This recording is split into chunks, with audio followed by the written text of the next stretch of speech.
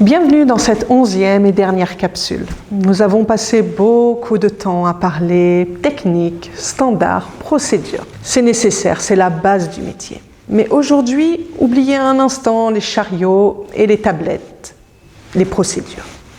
Aujourd'hui, je veux vous parler de ce qui bat dans votre cœur. Je veux vous parler de ce trésor invisible que le monde entier vous envie et que vous portez en vous sans même y penser, la diafa. En tant que Française et vivant au Maroc depuis plusieurs années, j'ai appris une chose. Vivre au Maroc m'a enseigné que le service n'est pas un travail, c'est une seconde nature. Cette hospitalité légendaire, elle ne s'arrête pas aux portes dorées des hôtels de luxe.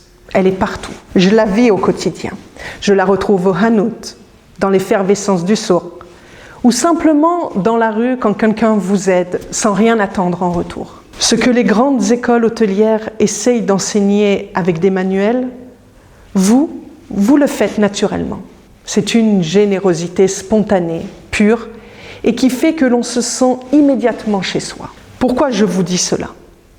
Parce que trop souvent, je vois des femmes de chambre ou des valets qui baissent les yeux, qui pensent que faire le ménage est un petit métier.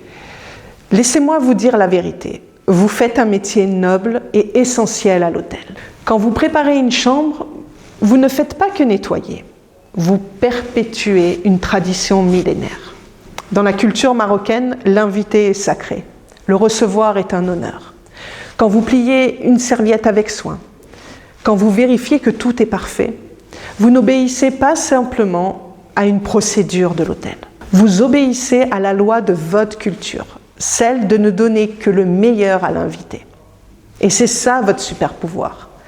N'importe qui dans le monde peut apprendre à faire un lit au carré.